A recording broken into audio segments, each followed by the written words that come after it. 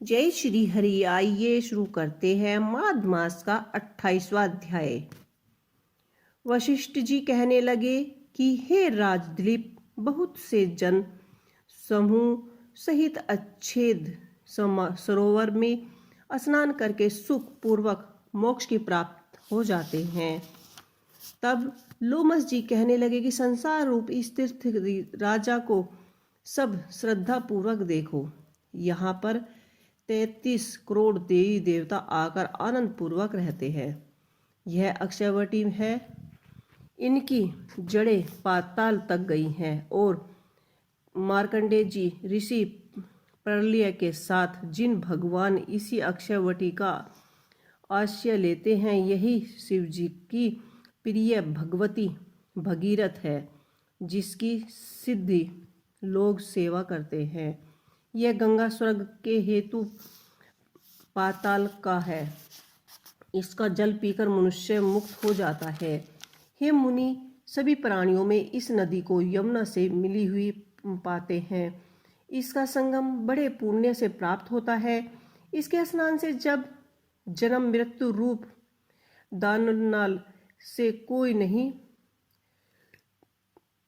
तपता, परंतु ज्ञान प्राप्त करके मुक्त हो जाता है। यहाँ पर स्नान करके सभी के प्राण बिना ज्ञान के ही मुक्ति हो जाती है। इसलिए ब्रह्मा जी ने कहा कि यज्ञ करने की इच्छा की थी।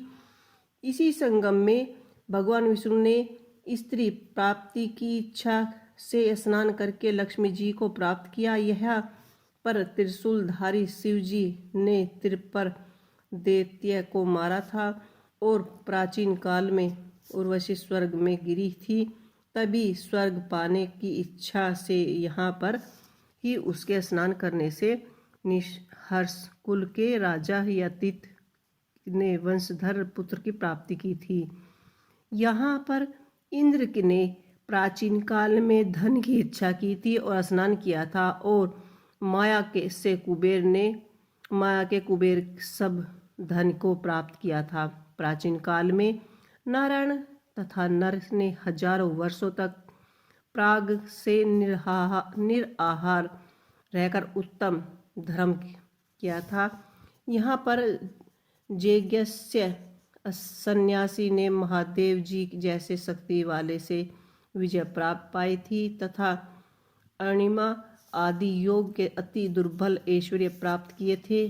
इसी क्षेत्र में तपस्या करके श्री भारद्वाज शपथ ऋषियों से सम्मिलित हुए थे, यानी सम्मानित हुए थे। जिन्होंने भी यह स्नान किया सबको स्वर्ग की प्राप्ति हुई। इसलिए हमारे विचार से तुम त्रिवेणी में स्नान करो और इस स्नान से पहले किए हुए तुम्हारे सारे पाप नष्ट हो जाएंगे और सब संपूर्ण वैभवों की प्राप्ति हो जाएगी। ऋषि के इस प्रकार से सत्य वचन सुनकर सब ही त्रिवेणी में स्नान करने के लगे और उन्होंने उस स्नान करने से सभी पश्चाताप नष्ट हो गए।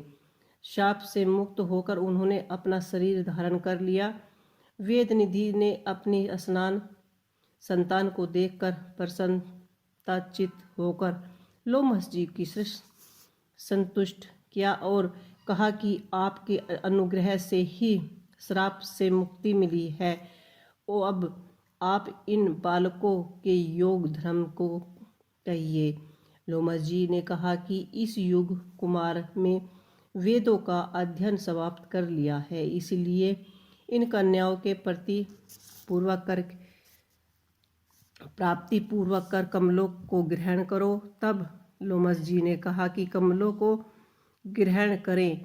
तब लोमस जी तथा अपने पिताजी की आज्ञा से इस ब्रह्मचारी ने 5 कन्याओं से विवाह किया। इन कन्याओं ने सब मनोरथ पूर्ण किए और जिसके घर में लिखा हुआ यह महात्म पूजा जाता है, वहाँ नारायण जी की पूजा की जाती है।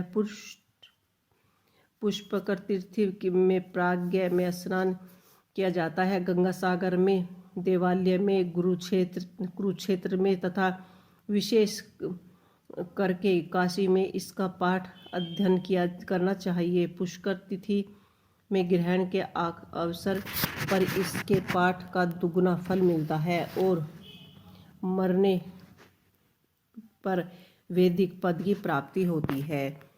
तो ये था हमारा माघ मास का 28वां अध्याय। आपको ये अध्याय कैसा लगा हमें कमेंट बॉक्स में लिख के अवश्य ही बताइएगा। इसी के साथ इस अध्याय को यहीं समाप्त करते हैं। जय श्री हरि।